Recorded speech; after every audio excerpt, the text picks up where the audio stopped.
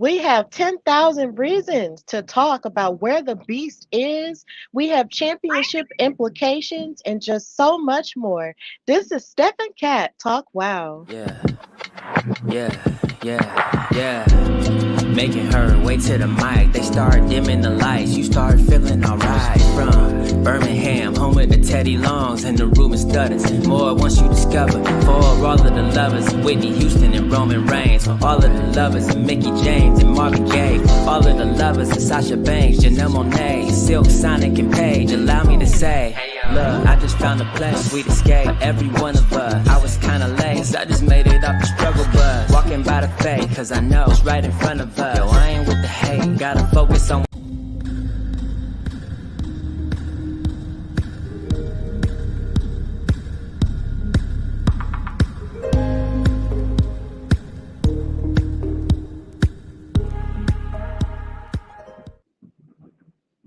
Hey y'all, welcome to a new double dose episode of Steph and Cat Talk Wow, brought to you by the Hardy Wrestling Podcast and In Cat We Trust. Of course, I'm your girl Stephanie Hardy, host and creator of HWP, HWP Extra, and co-creator of this fabulous show that's before you on this Thursday evening.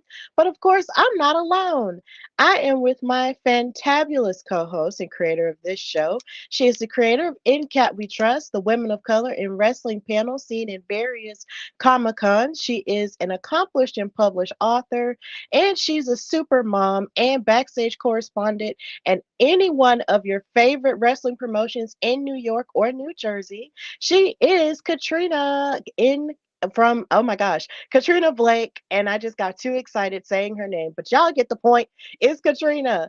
How are you, Kat?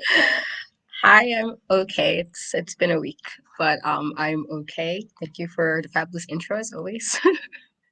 Yes, and of course, if you're watching this show live, and of course, if you're going to watch it later on either one of our YouTube channels, you see Katrina has updated the background a bit. It doesn't look the way it used to, but of course, it still has that beautiful wow spirit about it with all of the colors and everything.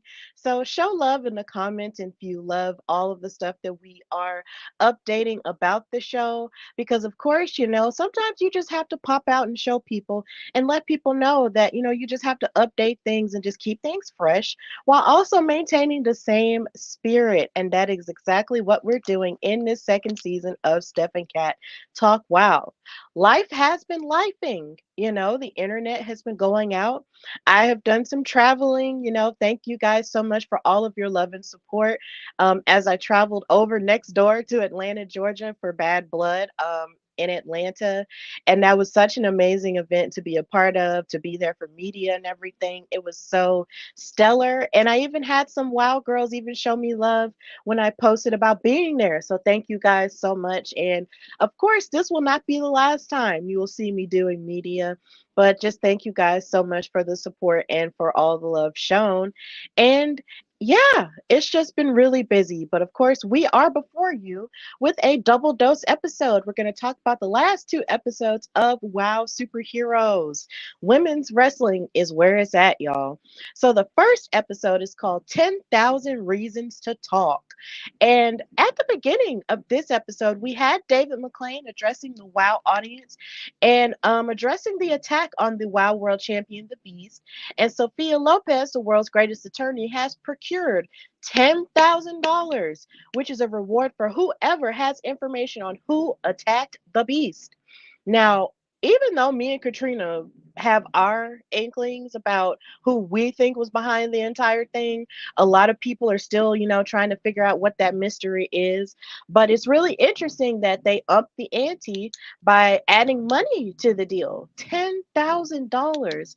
That's a lot of money. So, Katrina, what would you do with $10,000? I mean, I have kitties, so I feel like my first thing would be something for them. I usually have a hard time buying stuff for myself, but my kitties always they always need something or something fun, maybe like vacay or something, and then probably save some of it because again, mom, like gotta make sure we got extra money. Just you never know. So that's probably what I would do. Yeah, that's really smart. I feel like for me, I would either maybe save half of it and just have the other half of it up there for, life things or expenses. But then another part of me feels like maybe I should put all of that away so I can buy a house. That is something that I wouldn't mind doing at this point. In terms of like just something to have for myself, I would definitely buy a house to stay in, and probably, and if it comes down to it, probably help with a little bit of bills. But yeah, I would just buy a house somewhere in a very nice and comfortable neighborhood, and that would just be great. That's what I would do with $10,000. So yeah, if we can put our heads together, maybe we can figure it out, and they'll give us the money and we can split it and it'll be fine. But of course, with that episode starting with that, it also started with a warning from Siren the Voodoo Doll, who was looking in her dark cards and saying that, I've looked into my crystal ball, you see. The smile, the cheers, and many tears will fall, and an arm will break and a child will scream, and soon there will be no team. You see, with snip snails and puppy dog tails, I can't wait for them to see. Santana Garrett and Americana, you will want to see. So it seems like there's a bad omen that she is sort of putting or casting over the All American girls, which led into their match. But I feel like maybe, there are seeds being planted that she wasn't completely wrong about. So this, of course, fed into the first match of this episode. Chainsaw and Siren the Voodoo Doll versus the All American Girls, Americana and Santana Garrett. And Santana and Americana's chemistry was definitely on display in this match. Garrett actually tried to break and twist on Siren's arm, which is interesting considering Siren was talking about arms breaking. She could have been talking about her own. It was really interesting. Then Americana had a little bit of the same offense as Santana had going on. Santana actually hit a backflip splash onto Siren with double drop kicks to Chainsaw as they got their action underway with frequent tags. And it was just a really good back and forth match, very physical. But of course, Chainsaw and Siren, being the imposing and scary women they are, decided to double up on Santana with chokeouts, and spears, and of course, just beating on them with brute force. But there was a little bit of miscommunication on the part of Americana and Santana, and Angelica Dante got involved and knocked Santana off of the apron, and then Chainsaw chokeslammed Americana in order to win the match. So Chainsaw and Siren the Voodoo Doll came out with the victory, and there was a little bit of irritation on Americana's face, which gives the impression that all might not necessarily be well in the All American Girls camp. But this was a really good match. I enjoyed it. It was very physical. The All American Girls just continue to show why they were in contention for the tag titles before everything got messed up with the mother truckers and the money and stuff. But yeah, there might be trouble in paradise. So, Katrina, how did you feel about this tag team match and what Siren had to say before? I guess I can semi understand what Siren was saying, just like a tad. But I think her and Chainsaw worked really well. Like I'm glad we're seeing you know Siren work more. I feel like before in like previous seasons, she wasn't wrestling as much. Like she might have just been there on the outside or doing stuff backstage, but she wasn't wrestling much. And I'm kind of glad that we're kind of seeing her wrestle more. I think that's kind of cool considering like you kind of already lost Holiday, and so it's just her and Chainsaw now, and is Angelina, right? No, Uh, Angelica. Angelica, sorry, my apologies. She's there, but she's not really wrestling, and so it's kind of nice to see Siren wrestling. Is kind of nice to see that. With that being said, I do think the All American Girls worked well to an extent, but this is what I kind of was saying, like when they did the basically gave up their spot.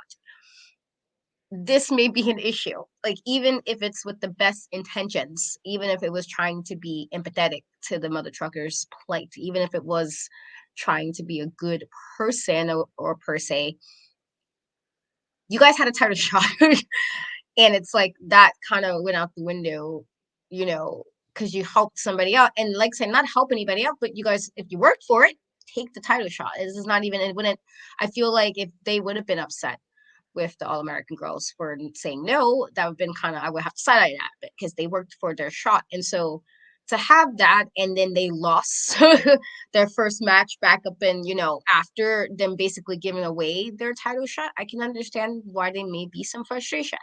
I think sometimes, you know, not that you need to be mean necessarily, but sometimes you got to be a little bit more firm uh and some choices you make. And I felt like that I said then I didn't think that was the right choice. And now I'm starting to, it feels like this might be that was might be the beginning of what might be some issues going forward.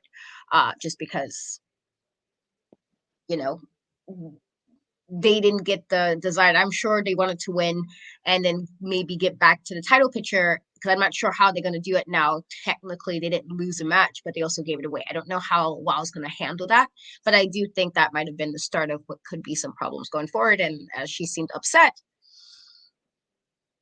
it's very possible that that was just the catalyst for everything.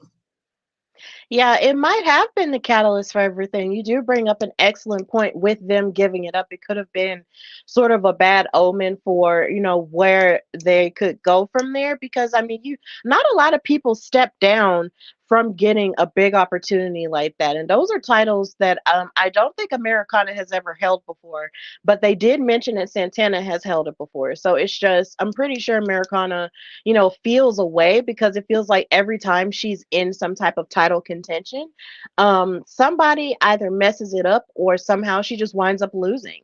So maybe she is getting a little bit frustrated with the trajectory of where her career is going in WoW. And I wouldn't mind seeing her sort of striking out on her own, but I don't want her and Santana to break up because it just seemed like just yesterday, Americana was getting into it with Jessie Jones, and they seemed like they were good friends until they weren't, and then they realized they weren't on, the same accord.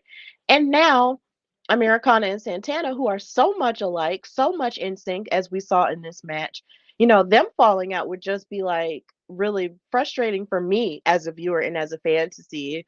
But it's just, I guess it's just the ups and downs of partnership. You don't always get along with your person, and sometimes it can work out and sometimes it doesn't. But I'm just hoping, for the sake of happiness, that that all American girls can, work out their differences and find a way to support each other in the end. And of course, in the past we have seen Siren and Holiday. Well, not Siren and Holiday, I'm sorry. We've seen Siren and Chainsaw sort of wreak havoc on people like Crush and so many and Princess Aussie in the past. And it sort of messed them up a little bit and they've had to sort of get back to, where they stood. So maybe this is just one of those things where they'll have to, overpower the darkness. But as that happened backstage, we did get to see Samantha Smart talking to the class master. And it seemed like a very impassioned conversation on the part of Samantha Smart.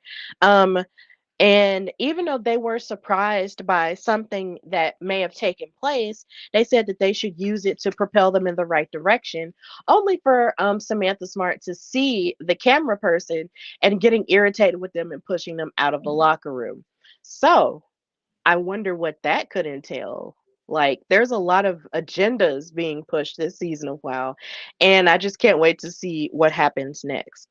So, this moves into match number 2, which is Genesis versus Foxxy Fierce, who of course comes out with her sister Roxy, and Roxy is on commentary with Nigel and David. And it's interesting, over the past few weeks we did witness the in-ring singles debut of Roxy, and she did a phenomenal job in her match, even though she wound up on the losing end. And now Foxy is here to fight Genesis, who is still here to try to prove herself as a solo competitor after the disillusion of Exile. There was a battle of strength between the two in the very beginning of the match. Foxy actually twisted into a roundhouse kick and an O'Connor roll and bumped to Genesis with a pin attempt. And it almost felt like, to a degree, that Genesis was trying to sort of um underestimate Foxy. But if it's one thing that Foxy has proven since she's been on WoW is that even though she isn't as experienced as someone like Genesis or any of the other WoW ladies who have been in the ring a lot longer, she is always working on her craft and working to defend herself against anyone of different wrestling backgrounds, and that was definitely on display here. Of course, Genesis actually locked Foxy into a full Nelson, but then Foxy actually reversed it and knocked her into a buckle bomb. Genesis tried to choke out Foxy by using her legs on the ropes, and it was just a great back and forth between these two women. As you can see in the picture, you have that flying leg drop that Genesis was planting on Foxy's back. And she even hit a backbreaker to her. It's kind of like a backstabber a la Mercedes Monet. But Foxy definitely fought back with a series of leg sweeps and a bicycle kick and a backsplash to Genesis. But eventually, Genesis got the upper hand over Foxy by locking her in a full Nelson and slamming her head into the turnbuckle multiple times and hit a clothesline onto her for the win. And after Genesis won and got the upper hand over Foxy, she cut a promo saying, "Oh, boo. You all can boo me if you want because guess what? I'm alone and I'm on top. You know, if there's one thing I've learned from my time in exile, is that exile is not just a group, it's a way of life. And this is just my new beginning. There will be no more losses in my new Genesis because I have something to prove, not only to myself, but to all of you, whether you like it or not." So Miss Ma'am is bouncing back from the last few losses that she's had, and she is, going forward with, a new Genesis, as she put it, a new beginning. So, Katrina, how did you feel about this match and the performance of both women as they fought to get the upper hand on each other? I thought I actually really did enjoy this match. I love me some Foxy. She's good people, as I like to say. But it was kind of nice to see, like, because she was out for so long because of the situation with Chainsaw, she kind of had to get her way back and then kind of be there like with your sister, kind of just like, I think that's such a nice thing. Like not I don't wrestle, but I have sisters, and so like to kind of have you come back and you have like one of your close family members there, I think is an awesome thing. And so to have that, but then you also have Genesis, who I think is a fantastic wrestler as well. Kind of like, for a little bit there, she was kind of stuck in a place. Like, you lost your original leader. You tried to be the leader of a group without maybe doing so respectfully. And so you did that and wound up losing that as well. And so then not only was you losing that, then you lost, like, you guys lost the chance. Well, there was obviously some shenanigans involved when you guys had the trios, tournament. It was that, and then you lost a few matches. And so I can understand Genesis and kind of feeling like, okay, this is now what I need to do. It's kind of just like sometimes you got to like reset and refocus. And I think that's kind of what she was basically alluding to, which is fine. I kind of excited to see, like, I feel like she might have just reunited, some of her, passion for what she's trying to accomplish in WoW. And I think this was a good match to kind of showcase. Like, I always thought, like I said, she can wrestle very well. I think she's fantastic. I think she knows how to do really good, like, ground and pound if necessary as well. And she has that. It's just trying to figure out now what her place is, because she was part of a team. And so to kind of go from that to now you kind of standing, it's one of those, a few people already in WoW had to go through that process of kind of standing on your own away from a group. And so I'm excited to see what you do, but it also is always, it's like one of those, oh, you're kind of sad that it might have been a different outcome necessarily, but also still nice to see, again, Foxy, in the ring, because it's like, yay, we have her. She's been gone for a while, and so it's just me being extra, bias. Yay, see more Foxy Fierce in the ring. But I enjoyed the match. Yeah, I did too. And Genesis really is, a really ground and pound wrestler. Like she's just, she just has the aggression in order to make it. The thing that sort of weirds me out about her is that sometimes she'll let, her mouth and her bravado sort of getting away a little bit, as we saw a few weeks ago when she faced off against Princess Aussie in the Battle of the Australians. And she just thought for sure she was going to beat her, but then she winds up losing to her again. And something that I appreciated is that even with in this match with Foxy, we didn't hear what Genesis had to say or hear that she was going to beat her before it actually happened. She just went out there and she did it and really didn't talk that much smack, and she just beat Foxy, even though of course we both feel our feelings about Foxy Fierce as two black women wanting to see black women thrive in wrestling. She beat Foxy fair and square and actually had to, adapt to facing someone like Foxy and had to break her down in order to win. And that's something that I can appreciate from Genesis as opposed to, how she was before. And with that type of attitude, I figure that, maybe she will go further and succeed as a singles competitor now. Now, when it comes to Foxy though, like I just feel like I just want to see her win more as well. Like I want her to possibly be WoW World Champion so bad, unless of course they make another title. Another singles mid card title for WoW. I'm not entirely sure how that would even work. But I do want to see her with some gold around her waist at some point. But or maybe even her and her sister could be tag champions and beat Miami Sweet Heat. That would be cool too. But she has definitely grown more and more in her abilities in wrestling, and I just can't wait to see how both of them will shine in terms of her and Genesis. But of course, Genesis got the upper hand here and won. So big ups to her for that, and big ups to her not letting herself get in her own way. So yeah. Now, after this match backstage, we did see the Fab Four walking with Lana Starr, and Lana had on this T-shirt that said "Stop being poor," and and as much as I cannot necessarily stand sentiments like that T-shirt just gagged the crap out of me when I was watching that episode. I was like, "Stop being poor," and I was just like, "Ma'am, that's really funny considering you were talking about how much the mother truckers needed to pay you back, but yet you want to tell people to stop being poor, ma'am. What are your finances like? As much as you were bragging about how good your credit score was and how you have an Amex with no limit, Miss Ma'am." What is your money like? And how are you wearing this t shirt? It was just hilarious. And I wrote in my notes, girl, it's not that simple to just stop being poor. It's not that simple, but we're trying. Okay. We're trying. We're trying to work our way up. Okay. We're trying. We really are. But, some of us are okay. We really are okay. So it was just really funny. Lana's fashions just catch me off guard all the time. So the Fab Four come to the WoW arena amongst all the people, and then Lana cuts a promo saying, "So those hillbillies had the genius idea of a double or nothing match, and I'm not out here to debate how smart they are or aren't. What I am out here to do is let them know I am one phone call away from calling my lawyer, who will sue them for everything they have."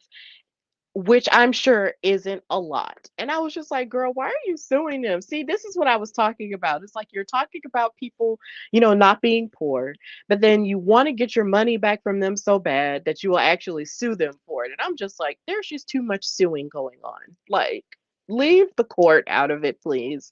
Leave legal stuff out of it.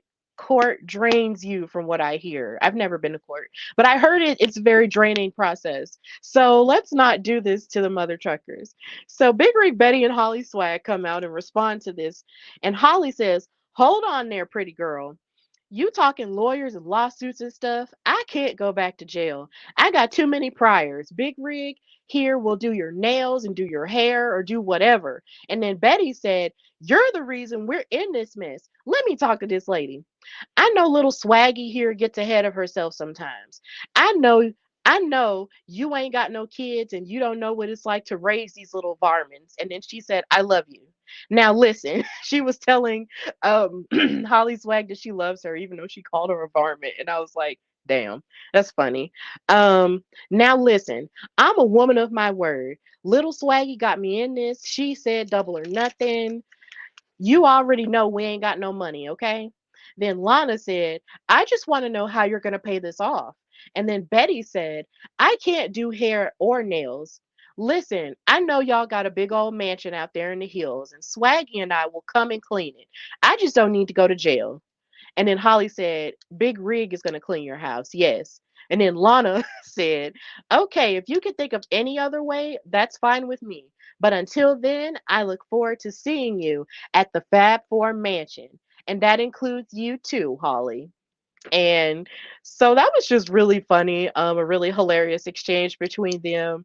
And yeah, so now the mother truckers have to clean the Fab Four mansion. So Katrina, how do you feel about this arrangement and just everything that Big Rig Betty and Holly Swag had to say to the Fab Four? I I feel like this again. This is one of those situations where sometimes you gotta just be like. I understand sometimes desperate situations require like desperate measures, but would you really want to deal with the Fab Four in that way? Like, would you want to unnecessarily deal with them? And I feel like this is not unnecessarily dealing. Like now look what happened. You got all this, and now you have to be, in a situation from people who took your titles, like, that got the titles from you. I feel like this is like I get like you can't help like the funds and we get it. It's like it's 2024. Everything is crazy expensive. I totally understand.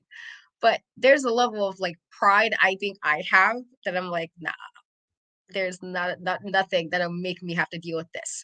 Um, like just imagine that. Like you got like they're like I don't want to say like the home type people. Like you're on your house, you're in your farm, whatever. And then you have the Fab Four who have this idea that, well, we clearly better than anybody. And we have, well, they say they have money, but also Lana always seemed to be about getting her money. So I don't know. I mean, I respect making sure you get your money back or whatever, or making sure you have your funds, but it's like sometimes I'm like, sis, you a little too pressed. A little too pressed. But yeah, I feel like this is one of the situations that the mother trucker should have probably been like, nah, because now look, that one thing has you sink you in a whole bunch of nonsense. And so now here we are. And so I feel like just hopefully going forward, the mother truckers can be like, let's make better choices so we don't have to deal with this. Because it's like now you have to deal with them even like that's a lot. Like that's one thing I have to wrestle somewhere. There's a whole other thing that I might have to be in your I gotta be in your house now, your compound, if that's what I want to call it. Like, no, I want to deal with all that negativity. It's a negativity. Like, no, I want to deal with that. So I just hope going forward the mother truckers make better decisions. Like, please make better decisions. Yeah, they do need to make better decisions because I mean, in the end, they could have just dropped off the bag at the hotel and just said, we're not Lana Star and call it, and then not have been at the hotel and used up the stuff that they had ordered and everything. Like they could have just not did that. They could have just dropped the bag off and just left. But now because of them fooling around, they're in this thing and now they have to pay the Fab Four back all of that money. And they didn't have to do that. But at the same time, you do have to be an adult about yours and take responsibility for what you've done. And I feel like if not for nothing, Big Rig Betty is teaching Holly that you do have to take responsibility for the crazy stuff that you do, whether it be positive or negative, with the outcome. And so with that being said, if them cleaning the house as negative as it is, with them cleaning the house, I mean, if that's going to be a way for them to pay it back, then hey, whatever. Um, I mean, because that's just the way the world works. You can't just use stuff with other people and then just think you're just going to get away with it. And if they don't want to go back to jail, then that's just how it has to be. But then another part of me wonders, since they are also truck drivers, I've heard truck drivers make good money. So how is it that they're not able to pay it back? Or am I thinking too hard? No, supposedly some of them do make a lot of money. And maybe I don't know. Supposedly, some of them do make a lot of money. Yeah, I feel like truck drivers live fairly comfortable lives. So for the life of me, a part of me is just like, how come y'all ain't got that money though? But let me just stay out their business. Let me not be like Capital One and be like, what's in your wallet? No, let's be quiet. Um, So hopefully they can figure that out. So this leads us to our main event, or what we thought was going to be the main event, which was Jessie Jones versus the Beast for the Wild World Championship, which irritated me because the last time we were together on Steph and Cat Talk Wow, I talked about how Jessie Jones just keeps trying to fandangle her way into the title picture with all these arbitrary stats or whatnot, trying to make it seem like she's just supposed to be the rightful person all the time, all of the above, blah, blah, blah. And here she is with this, chance even after Penelope. Well, hold on, we'll get to that. But yeah, it was just really interesting how that happened, how now she has this title match that we thought was going to happen. And of course, we get a big pop from the Beast because we have not seen the Wild World Champion since this new season has started with the new stage and everything. And her Tron and all of the colors and everything for the Beast looked so cute. But she didn't come out. It was really weird. She did not come out. And after she didn't come out, Jessie Jones cut a promo saying, "Of course she isn't. Where is the Beast? I'd love to know that. But you know what? I think I already do. I think she knows if she faces me, she's going to lose. And I think she'd rather forfeit. This is ridiculous, David. You know I ain't got nothing to do with this. Should, she should be forfeited that belt and it should be handed over to me." And then David Mack said, "I agree with the fans here. There's no way the belt's just going to be handed over. This is uncharacteristic of the Beast not to be here. There could have been an auto accident on the 405. Who knows? We're going to look into where the Beast is." Then Jessie Jones responds, "No, this is the second time. She's scared. It's my spot. Two losses, two forfeits. You're gonna allow a champion to be a champion and just not show up? What kind of honor or pride is in that, David?" Then David responded by saying, "We're not going to forfeit the match and just hand over the championship." Um, and then Jesse said, "Don't nobody deserve the world title more than me." And guess who interrupts her? Stand up. It's Pink. Penelope Pink comes out, my arch nemesis. And she comes out, and Lana has changed shirts, and her t-shirt says, "It's not me, it's you." And I feel like I like that shirt a lot better than the one about not being poor, because it's just better, okay? And Penelope Pink and Jessie Jones get into a war of words that we have not yet seen since we've been covering WoW. So Penelope said, "So let me get this right, Jessie Jones. Let me get this right. The last time the Beast came out here, she got a Jack Daniels bottle to the back of the head against you. Hmm. And now here she is again, but yet she's not here, and yet you are. I find it a little ironic that you're here claiming that no one deserves it more than you, when clearly everybody here knows that the best damn thing WoW's ever seen is me. Plus, I'm the rightful number one contender, like I was about to say." Jesse then responds by saying, "First off, that wasn't Jack Daniels. That bourbon was made in Bardstown, Kentucky, so it's actually good. But here's the thing, it wasn't Sir Davis, so I don't want to hear nothing about it." Um, so Penelope said, "Whatever, it was cheap." And Jesse said, "As your feather boa falls apart, everything about you and Lana is cheap." Then Abilene Maverick music hits. So me and Katrina's arch nemesis are all out here, you know, with stuff to say. Then Penelope said, "This your friend Crutchy over here?" And then Jesse said, "She ain't my friend." And I thought that was real interesting that she would say that, considering they was working together for a minute. Um, then David decides to book Jesse Jones versus Penelope Pink in the place of the Beast not showing up for the number one contendership. And then, of course, as the commercial came back, they announced another match that was happening that we will be able to cover, that we will be covering later on tonight. Then the referee checked for weapons, and both girls had brass knuckles and a flask. And you know who had the flask? Jessie Jones had the flask, and Penelope had the brass knuckles. So both these ladies are bad, trying to cheat, whatever. The girls were tussling with each other's hair, testing each other's strength, and just kicking each other with boots to the midsection. This was definitely like more like a brawling fight because even though Jessie Jones is technically sound, and so is Penelope Pink, they will definitely brawl with you and knock you down with different like punches and clubbing blows and all of the above. And that's what was going on in this match.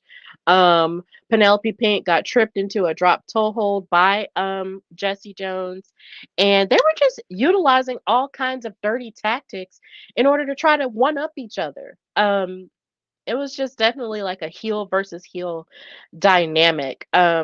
At one point, Penelope Pink even hit the photo op onto Jessie Jones on the ropes, and then Lana Starr tried to get involved, and then she kicked her off the apron. Um, Penelope gave Jessie a V trigger knee, but then Jessie kicked out. They both head butted each other. Jessie and Penelope went for illegal pins by pulling each other's trunks, but the referees actually saw it this time, and that was really funny.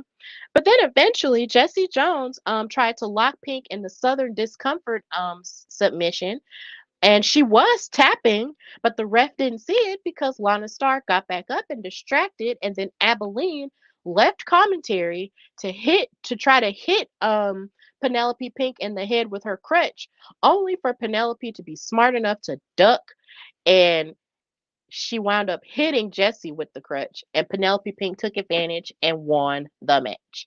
So Penelope Pink is now officially the rightful number one contender to the Wild World Championship, if the Beast is ever found. And that was how that episode ended. And it was really hilarious, how that happened because Jessie was like, Abilene ain't my friend. But then she tried to help you, but then Penelope was just too smart and she just moved out of the way. So this partnership between Abilene and Jessie is just very weird to say the least. So, Katrina, how did you feel about this match turning into Jessie versus Penelope? And how did you feel about both of them fighting each other and with the way that everything turned out? Well, Jessie did kind of put herself, in it. She put herself in it with regard to, oh, I deserve XYZ. And so, well, I know you don't particularly, care so much about Miss Penelope, but even with, Lana doing some of the shenanigans, because she was doing some shenanigans and whatnot, it's one of those like, okay, she won it. And while I know it's kind of like Penelope has had a few opportunities as well to become the champion again, because she has. It's like, Jessie, see what happens when you try to do, nonsense. Like you see how this plays out. It's one of those, sucks to be you. Now I don't know where the Beast is. I was like, whoa, whoa, whoa, what is this? They're gonna stop playing around with me and the Beast. I feel like she was gone. That a good she had to lose it, finally get it back, and now she MIA. Y'all gonna stop these shenanigans? Because clearly y'all doing some shenanigans. I don't particularly like that. Let her thrive as a champion like she's supposed to. That's gear guard. I'm like, y'all clearly are doing some convoluted stuff. This is why she missed it, because I don't feel like she would miss a title match. I don't feel like I don't get that vibe, unlike somebody else who would try to hide from doing a title match. That sounds like somebody else, but not her. So I thought the match was good itself. And it was one of those like, well, let's just kind of see who's the better of the two. And while Lana was involved, because she was, Penelope did win. And so it's like, whenever the Beast is found and we can find out what's going on, now it's gonna be the Beast and Penelope Pink again. Do I think to be sure that David better make sure that it's just Penelope? Yes.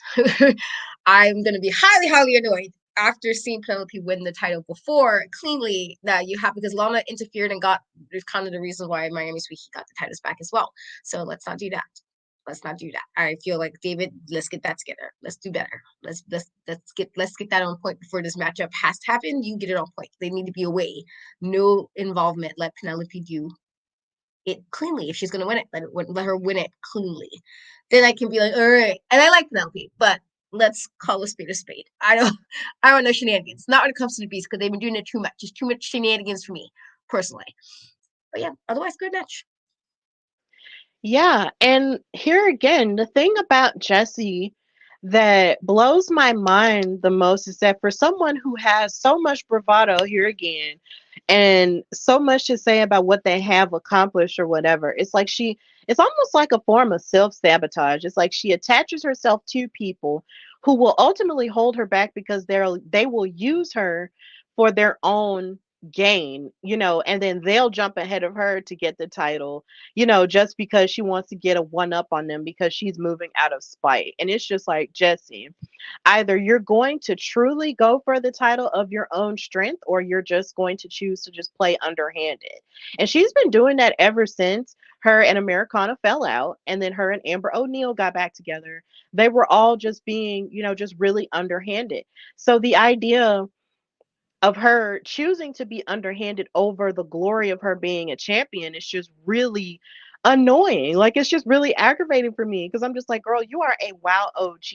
Why are you trying to use all these negative tactics and all these little loopholes to try to get the title and not have to truly fight for it when by all means you could have? It's just really frustrating for me to just watch her, do this to herself. And then with her hooking up with Abilene Maverick, it ultimately cost her the contendership that she would have had if the Beast wasn't missing. And it's just like, ma'am, you really did bring all this on yourself. And I don't know if it's because you really aren't fully focused or you just feel like you are obligated to this stuff or whatever, but it's just really ridiculous at this point.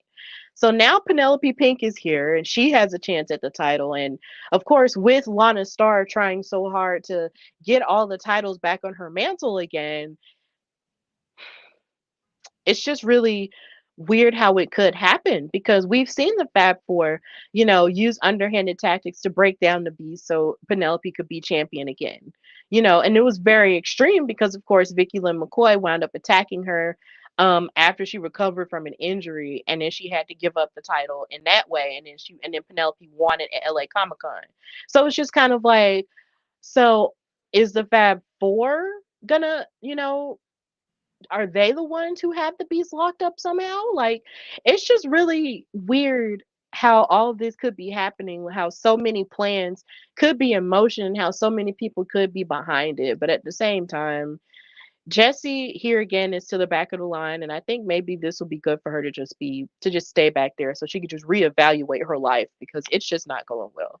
So that was the end of that episode. And before we get to the second episode, there is something related to WoW that I do want to talk about that I have been doing. Um, so WoW did announce that they do currently have a 24/7 WoW network on Pluto TV, and then they also have one on Samsung television as well.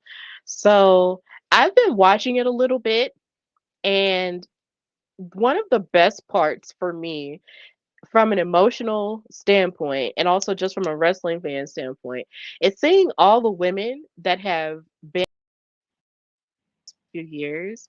And you know how Lana was talking about how Penelope Pink was her protege, right?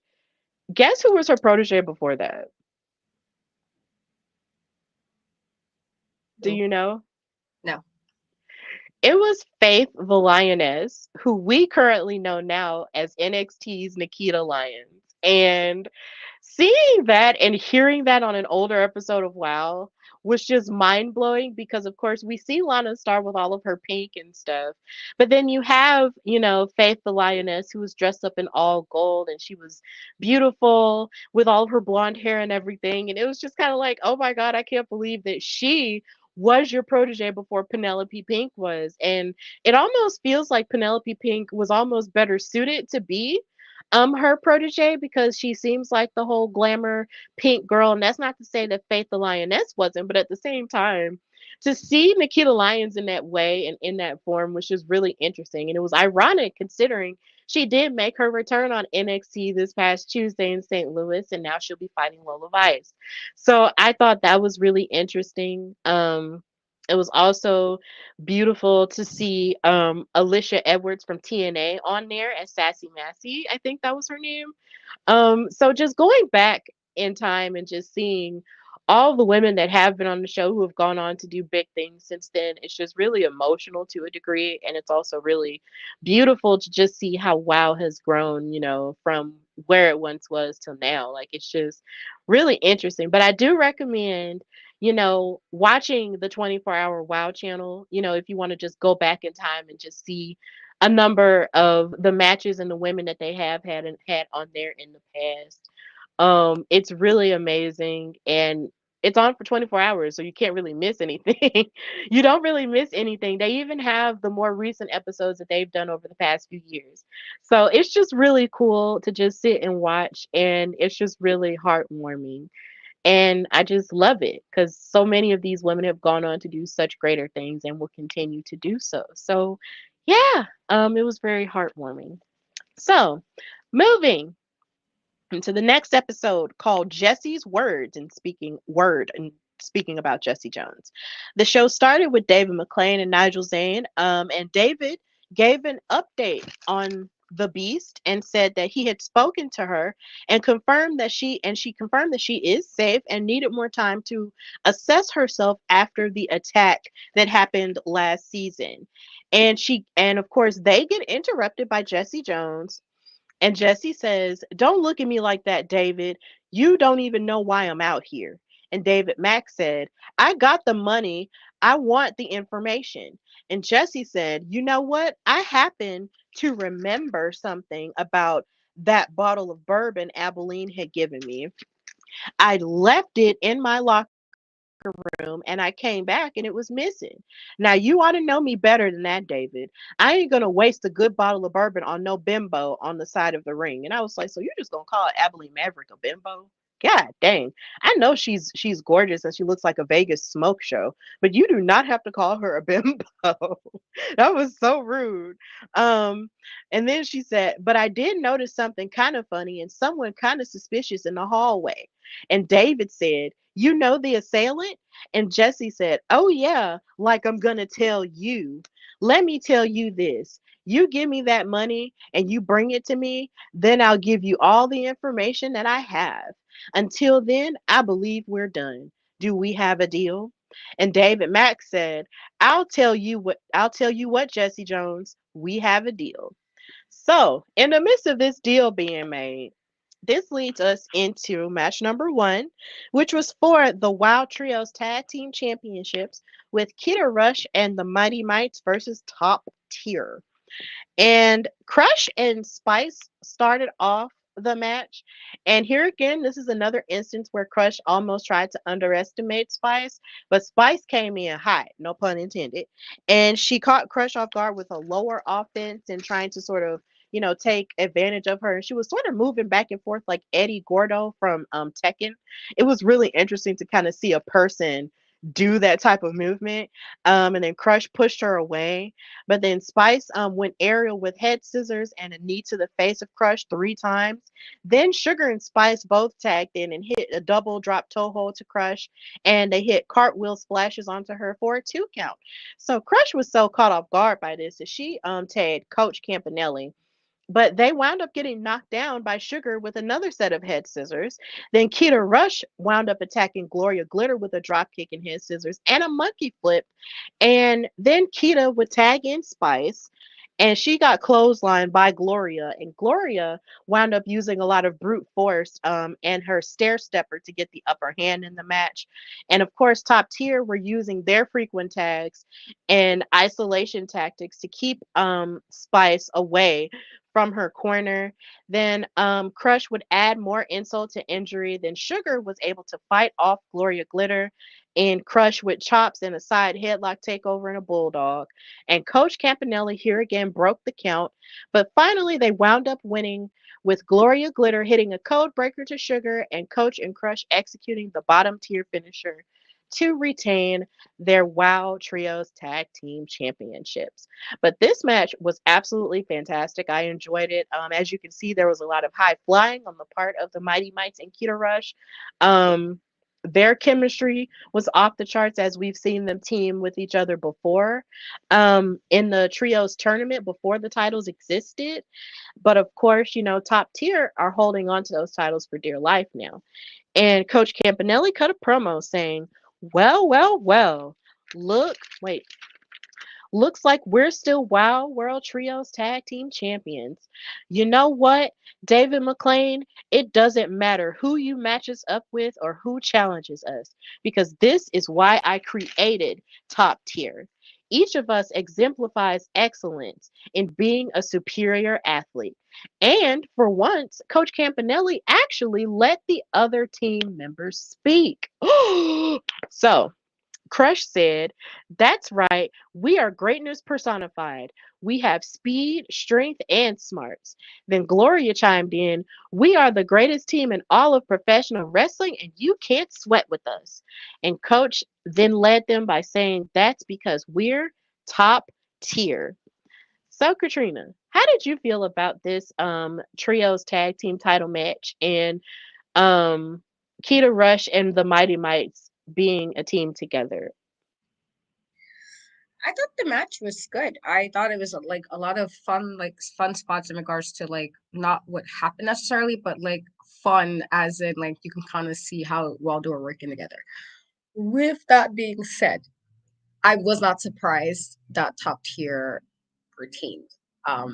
When I did speak to Crush and Coach, they made it very clear that they were gonna basically not only elevate but do whatever they could to keep on to those titles. And so I didn't think they would lose. I was surprised about them allow Coach kind of having the other girlies have some words, because I was like, oh, normally it's what Coach says. Coach knows best, etc., etc. And so I'm like, oh, you letting them speak now, which is good. But I'm like curious, like, because how she felt Ariel Sky overstepped by adding people. Are you gonna feel like they may overstep if they talk a little too much? If they say maybe a little too much of the wrong thing? And I feel like that's maybe opening the door for that again. So we'll see. I did remember asking them, was they worried about any discord again, or any group in general? You have more than one person as personalities, and there's a possibility for some, this is not, we're not on the same page. It's possible with anybody in general, but in a group that's supposed to be like, together, it's very different sometimes. And so I thought the match was good, but I was like, okay, noticing, just putting kind of following that in my head there. Because like it is very possible that again, some level of freedom can maybe cause some problems. This is something I did say to them, to be fair. So about having some problems within the group, because humans are not going to always agree. But also when you have one person kind of like, it's all my way or the highway, that may be a problem. Even if you are appreciative of their services getting you to a spot, you might not necessarily like that all in the long run. So we'll see. But I thought the match was great. Yeah, the match was good. And seeing Coach kind of learn from her mistakes was just kind of a new level of growth, for someone who is very self-centered to a degree. So watching her actually give them the chance to talk was like, huh, this is refreshing, and I actually appreciated that because top tier, really is, a great machine, and they move well because of all three of them and not just because of the leadership of one person sort of being above the other two. And I'm glad that Coach has actually learned that lesson now, and she's actually letting them have their own voices and actually contribute. So I appreciate that. And I wasn't too surprised that they retained, but I would have been hella excited if Keta and the Mighty Mice did win, though, because they were really cool. And it's like I've said before, the Mighty Mites are one of my favorite tag teams in WoW right now. So the idea that they were trying so hard, and were very spirited in their offense, which was really cool. So I wouldn't mind it if they won, but top tier, they just have a stranglehold. And of course, like Katrina was alluding to with her interview with Crush and Coach Campanelli, please go back and watch that on her channel if you have not already, and watch all of our other interviews that we've done with the other WoW girls as well. So yeah, like it's just really cool to see them sort of walk in their confidence or arrogance, depending on who you are, as a trios team and as the first ever champions as well. So, they are rising, and hopefully, more contenders will come up and challenge them so they can, get their stuff together. So, Moving into match number two, which was kind of sad to see. Speaking of coach and everything, we had Reina Del Rey making her first appearance in season three of WoW Superheroes, along with Adriana Gambino versus Pep Riley. And as it stands now, Pep Riley is the only member of Team Spirit left. And this was kind of sad to hear because, Team Spirit was a huge part of WoW at first. And now for Pep to sort of be the only one left behind, it's just kind of like, yeah, dang. But, that's just, I guess, how it went. And that's just how things are now. So, big ups to the other girls and whatever it is they're doing in their wrestling careers or in other ventures. But we do have the return of Adriana Gambino, who we didn't really see wrestle all too much in the second half in the last half of season two, but now she's sort of um in the background being a manager for Reina Del Rey. But I thought this was interesting considering the last time we saw Adriana in the ring and she was beating everybody. Because I'm undefeated.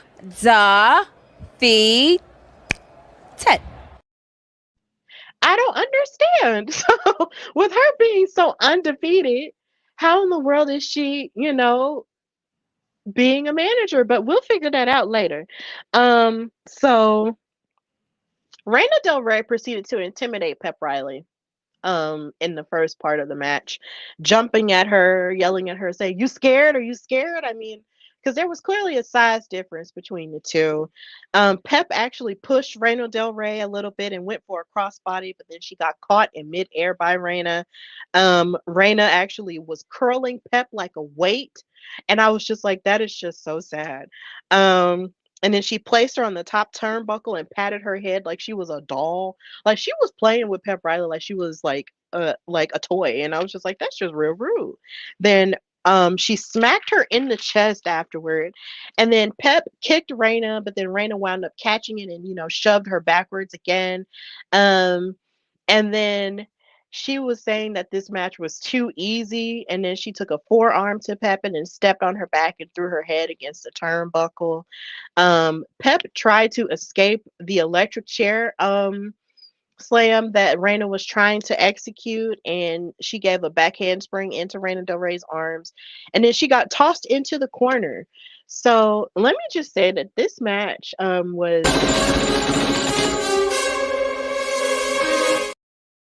it was very one-sided. Very, very one-sided. And it just sucks. It was definitely giving Monstars versus Toon Squad. It really was. Until, of course, the Toon Squad wound up winning because they had Michael Jordan on their side. But this wasn't the case here. There wasn't a stretch that could save Pep Riley. Reina Del Rey clubbed Pep with a Northern Lights lariat and wound up winning the match. So, yeah, you hate to see it, but Pep Riley got squished here. It was so sad. So after the match happened, Adriana Gambino cut a promo saying, "If there's one thing that I learned from my father in business, it's the importance of family and keeping your circle small. You have to earn a seat at my table. I'm always looking for people to create a strong crew to surround myself with who will do anything I say, no questions asked. Because loyalty makes you family. And I'm sure you're all very familiar with Reina Del Rey by now. She has more than proven herself loyal to me, and I appreciate it. But I'm looking to expand a little bit. So I would like to take this opportunity to introduce the newest members of the Alliance, the Brat Pack, Gigi Gianni and BK Rhythm. Individually, we are strong, but together we are unstoppable. We are setting the rules. This is a shout out to the whole locker room. We are putting you on notice. Consider this your warning from the Alliance." So now we have a new faction in WoW created by Adriana of the strongest variety here. You have the strong and audacious Reina Del Rey. You have the rapping and bravado having BK Rhythm, and then you have the fabulous Gigi Gianni. And what's so funny is when we first started covering WoW, Gigi Gianni and Adriana Gambino were a tag team. So the idea of them being back together in this form was just really interesting and very satisfying to my brain, in a very full circle way. So now we have the alliance, and yeah, it's interesting. So, Katrina, how did you feel about the match between Reina Del Rey and Pep Riley and the creation of the alliance? I thought the match was decent, but like you said, it was very one sided. I don't think Pep Riley had a chance at all. I think she tried, she did very hard. Personally, and I respect the person who's like, you know what, this might be a bit of a battle, but I'm gonna do it. But girl, no chance whatsoever. It's it's so it's so unfortunate because like she tried very hard um to go through this matchup without maybe some kind of like real offense, but she didn't even get to have that, and so it's unfortunate. But as far as Adrian, I think I'm a little confused only because you are undefeated. Why are you now focusing your attention?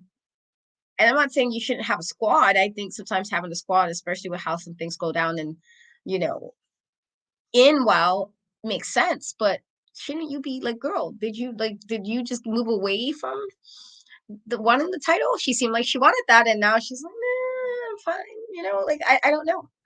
Um, and so I'm a little bit like confused on that regard. Like I think it's smart in regards to, again, you have the Fab Four.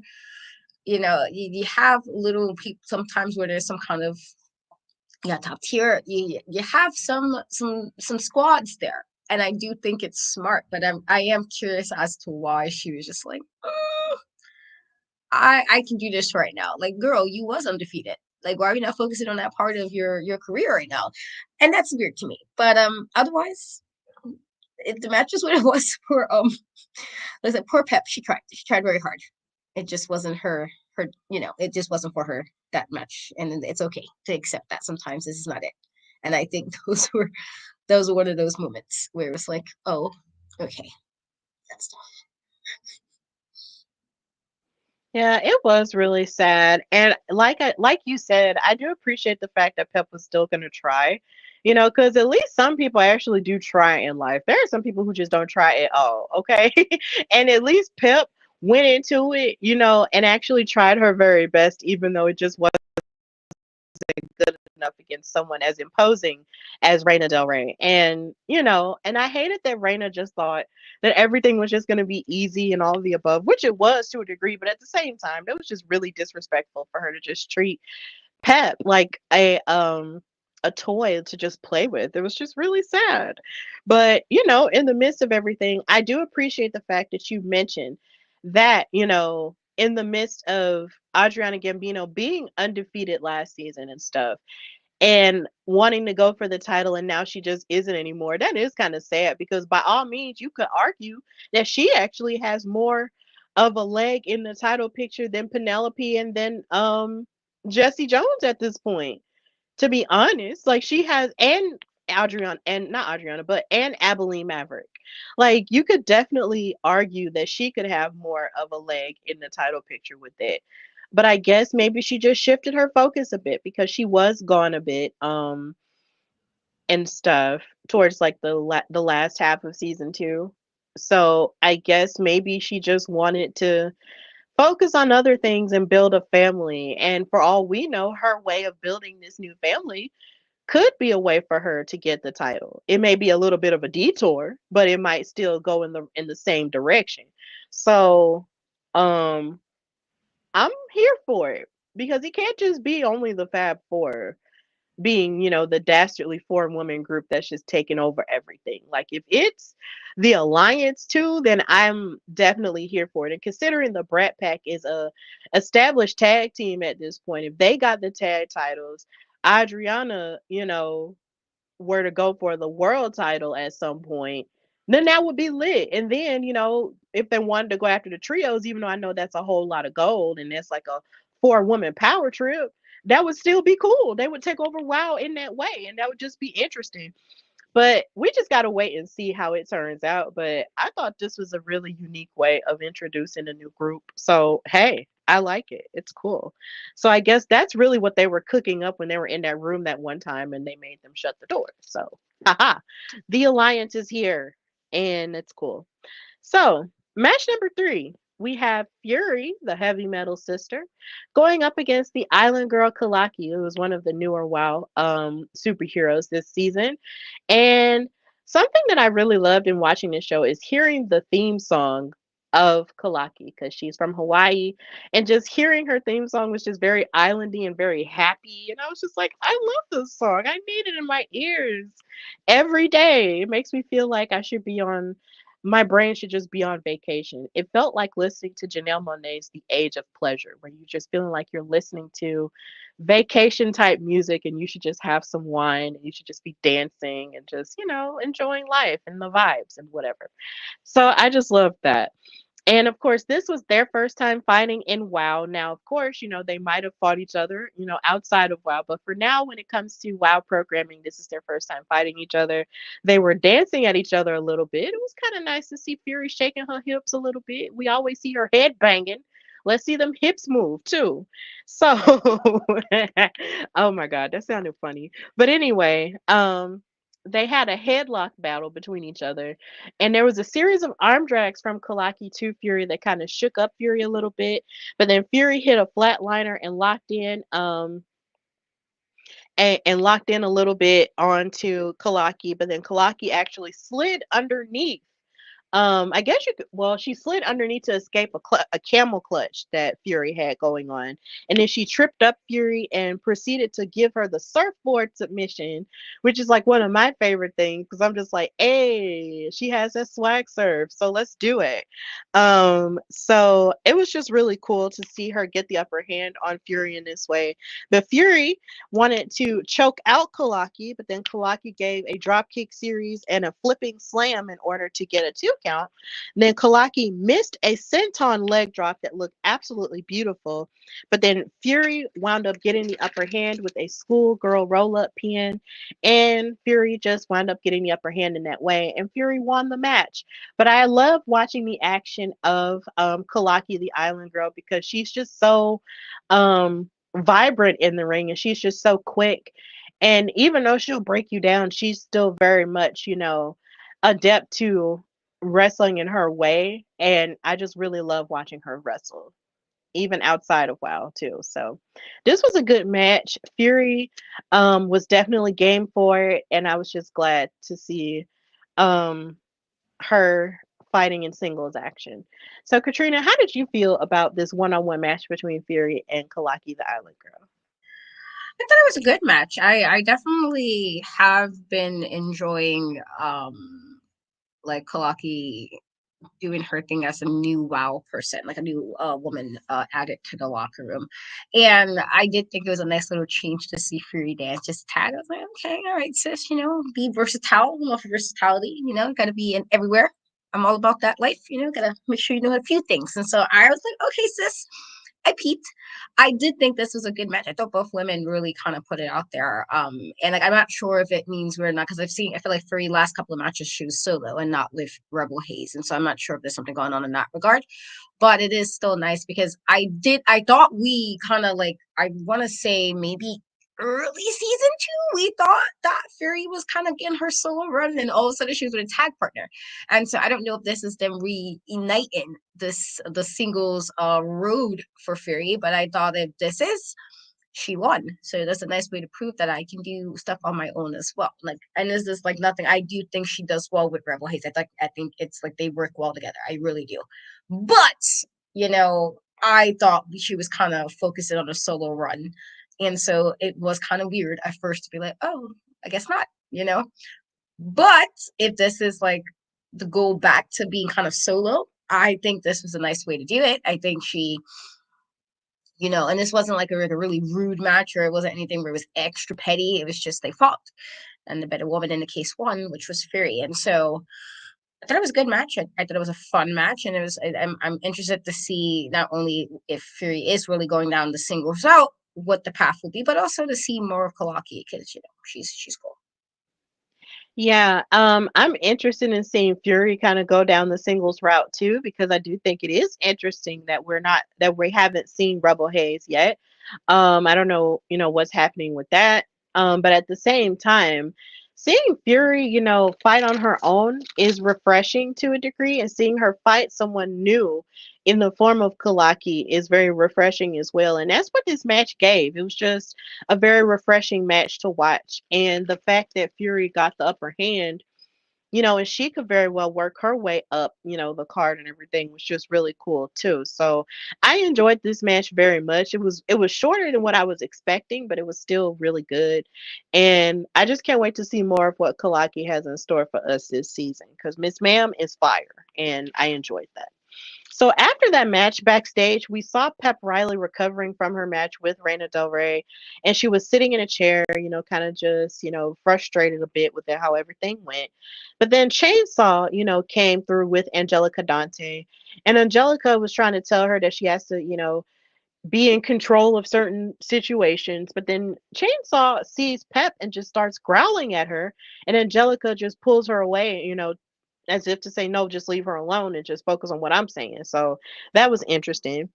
Then backstage, we saw Abilene Maverick confronting Jessie Jones. And Abilene tried to keep Jessie from talking about the information that she might have on the beast and stuff. And she made a deal for another number one contender match with for Jessie Jones against Penelope Pink, which irritated me because I'm just like, girl, how many times do you need to be taught this lesson? How many times? But okay. So that happened backstage. And then they showed the mother truckers getting to the Fab Four mansion and preparing to, clean it up and everything. And then Lana Star answers the door. And tell me why Lana answered the door. And she had on this beautiful long pink dress that was all sparkly and everything. It was almost like she was getting ready to go somewhere, like to like a dinner or a ball or like a party or something. And I was just like, she looks so pretty. But why are you just sitting in your house dressed like this? Are you going somewhere? What's going on? But here again, Lana slays with her fashion. Um, and so she was making it seem like she didn't want the neighbors to see them coming in the house. And I was just like, girl, this is really giving slyway classism, and I hate it. But um, so now they're preparing to clean the mansion to pay off their debt, and that's what's going on there. So they then announced that this weekend we will be seeing Siren the Voodoo Doll and Chainsaw fight the Mother Truckers. So while the Mother Truckers are cleaning a mansion, they are still wrestling in matches, and we will see them in action this weekend on WOW. So prepare for that. So finally, we get to the promo leading into the main event involving Princess Aussie and Tormenta.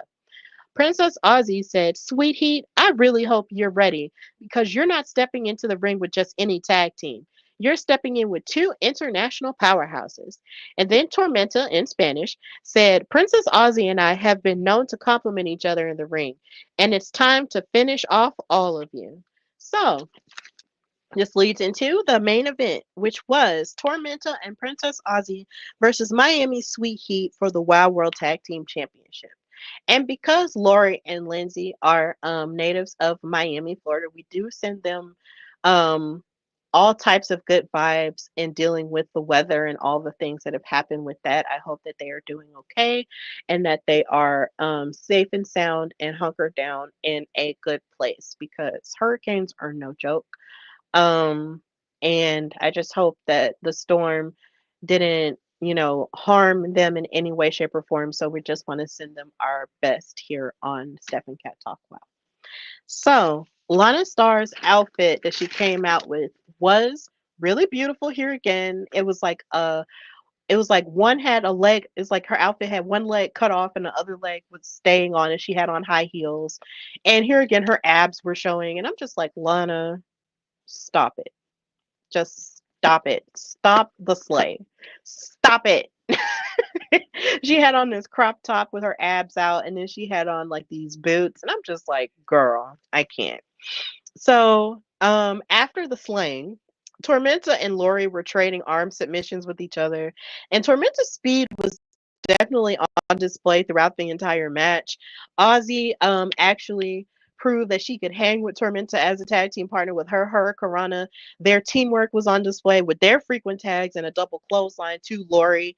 They even hit a assisted Casadora leg drop and a baseball slide kicks to Laurie and Lindsey outside of the ring. Lana, of course, proceeded to get involved in the match and distracted Princess Aussie. Um, Laurie and Lindsey, of course, were yanking on Princess Aussie's arm as they tried to keep her away from Tormenta and keep them from tagging each other. But Princess Aussie kept fighting out of it, kept kicking out of their pins and stuff. But then, of course, there was a vertical suplex that even landed onto Princess Aussie. But then eventually, Princess Aussie was able to reverse the attempt of another vertical suplex and tag Tormenta in. And that's where Miss Menta decided that she was just going to destroy everybody in her sights and just started kicking and giving double knees to both the twins. And then Tormenta actually reversed a kick attempt into a driver for a 2 count. There were a couple times in the last finishing moments of this match where it looked like they could have won the titles. It was cool. And then Princess Aussie tagged in to hit her splash, but then she wound up hitting her cutter from down under. And then she went high again, but Lana Starr, the fabulous one, pushed Princess Aussie off the ropes, and then they covered Princess Aussie for the 1, 2, 3. And Miami Sweet Heat are still the WOW Tag Team Champions. And that was how this episode ended. So, sadly, our girls did not get the win this time, but they really almost did. Like, that was, I guess, a common theme in the tag divisions on both ends. You had Keta Rush and the Mighty Mites almost take the trios titles from top tier, and you had Miami Sweet Heat fighting tooth and nail and cheating to win to gain their titles again. So it was just bookended by tag team glory. So, Katrina, how did you feel about this match and the teamwork of Princess Aussie and Tormenta? I thought this was a really good match. I was a little surprised when they said that they were like teaming for a tag title, because I'm like, well, is this just a team we kind of throw together here if they win? You know, like what is the plan if they win? Like, not saying that Princess Aussie wouldn't, like, I'm sure either one of them wouldn't have minded a title, but when you're throwing two people we haven't really seen really like have like a huge relationship to be champions, that could, if anybody knows wrestling and how it is throwing teams together, that might not always work, in that scenario. But with that being said, I thought they worked really well together. Like, very well. And I don't know if that just speaks to how good they are. That sometimes, some people can just go right and just kind of fall right into line. I don't know if I want to even say it like that, but like fall into place with a person they may not have worked with a lot. And I think they did that. With that being said, I also, like, I would have been nice, but I didn't think Miami Sweet Heat was losing. I did not. I felt like that kind of all this extra took to you guys to make sure it kind of got back to the lair that is the Fab Force. As Lana basically was saying, I didn't think that they would have lost it. I actually would have been very like, oh, okay, I'm shocked. That probably would have had me say something like online, like, oh, all right, you guys surprised me. You fooled me, because I didn't think they were losing. But with that being said, I still thought that Princess Aussie and Tormenta worked very well together. And like, I'm like, maybe we mind seeing you guys, see what you guys, if they keep them. I don't know what the plan is for both ladies. Like, are they going to try to keep the solo thing going? Are they going to just kind of give that a pause and refresh and reset? And if it means teaming together, just to kind of rejuvenate, if or decide what is next to them in WoW. And so, because both ladies had also had some shots at, the title. So I am curious to see what they do next, but I thought it was a fantastic match. And I thought, like, in particular that, not that Miami Sweet Heat doesn't work well together, they always do, obviously, but it was nice to kind of see, like, I'm like, all right, I'm seeing, I'm keeping what's going on here, ladies, to see, if this, whatever happens with them going forward. Yeah, it is interesting, how it turned out. Like, a part of me wanted to believe that maybe Tormenta and Princess Aussie could win. Like I really did want to believe it, but you are kind of right. When Lana is out there with her girls, she is definitely like prepared to do whatever it takes for them to keep their gold and everything. So maybe I was wrong to hope and believe in Princess Aussie, who is, one of my faves or whatever, and believe in Tormenta. But at the same time, they were working really well together. But you are right in the sense that we've only seen Tormenta and Princess Aussie tag with each other, maybe in two other matches before this, or if not one. So there is a level of bonding that they do have to do a little bit more in order for them, I guess, to work their way back up to that type of opportunity. But they were working well together. It's just that Laurie and Lindsey were definitely utilizing their tag team acumen because they have more chemistry due to the fact that, of course, they are twins and they've been tagging a lot longer. And then, of course, they're like I said earlier, they're willing to do anything to win, and that was definitely on display in this match. So yeah, Lindsay and Laurie, they're still the champions. And there's still so much more to look forward to when it comes to WoW in this new season, and I just can't wait. So, of course, we've reached the end of our time together. So, thank you guys so much for watching Steph and Kat talk WoW with us and just being on here with us. And thank you to the people who are in the comments and said hi or whatnot, especially you, Jock, with your eyeballs when we were talking about Gloria Glitter. It's okay. Um, so, of course, if you want to watch WoW and you want to figure out where it comes on for you on regular television with cable or whatever, you can go on wowe.com, type in your zip code and figure out, what channel it comes on for you. Of course, if you're in the Alabama area, it comes on my 68. Most of the time at 6 p.m. on Saturdays, if not preempted by any random sport that we have, because we have random sports down here. And of course, you can watch it on Pluto TV as well as Hulu, and also watch the matches as the week after they air on YouTube, and watch that 24-hour channel on Pluto as well as Samsung TV if you have that smart TV as well. And just continue to support women's wrestling in all of its different forms in the indies, on the mainstream shows, and also on WoW. And then once you finish doing that, you can come and watch us on Steph and Cat Talk WoW as we talk about it here on this post show. So thank you guys so much for supporting us. Subscribe to our things, subscribe to our YouTube channels and stuff. So Katrina, tell everybody where they can find and follow you and what you've got going on. You guys can follow me on In Cat We Trust, the E to do in every place but Facebook, YouTube, and Twitch. Just kind of keep posted on my channel. I do have some spooky stuff coming for October. I know it's a little slacking with like everything this year, but it's mom stuff and life stuff, and so I feel like it's a lot. But I do have that out, and I'm actually going to have an interview with somebody I've had on my podcast before. There were times charm, I guess, and so that should be fun. So just kind of keep up on that by following my channel. Awesome sauce. And of course, you can follow me, your girl Stephanie Hardy, on Instagram and Twitter at Queen Steph Hardy. You can follow the show, The Hardy Wrestling Podcast, on Instagram at Hardy Wrestling Podcast, and on Twitter at Hardy Wrestle Pod.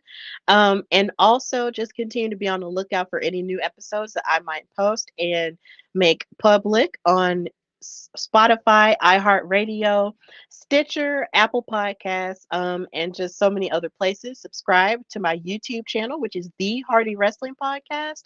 And just continue to follow and support your girl. Read my articles on Daily DDT. There are so many there. I actually just celebrated my article versary because this week, a year ago, I wrote my first article with them, and it's been downhill ever since in a good way. So, so either way, just read all of my stuff. And just continue to support your girl. And also listen to my HWP Extra episode about my time in Atlanta for Bad Blood. I had a lot to say about a lot of things that took place. So just go and listen to that episode or watch that episode if you have not already. And I might be doing a new episode of The Hardy Wrestling Podcast tomorrow, because there's still stuff that has happened afterward that needs to be discussed as well. And of course, Jock, my love, was saying, I was reacting to the Tekken reference. LOL. Oh, yeah, because that's our game. We love to play that and, fight, because fighting games are my favorite. So Eddie was one of my favorite characters to play with in Tekken 7. So yeah, that's just what that's what Spice reminded me of in that match. So of course, this has been Steph and Cat Talk Wow, brought to you by the Hardy Wrestling Podcast and In Cat We Trust. And until next time, next week, we will have a regular episode. I'm claiming it now. Um, we will have a regular episode. And until next time, bye, y'all.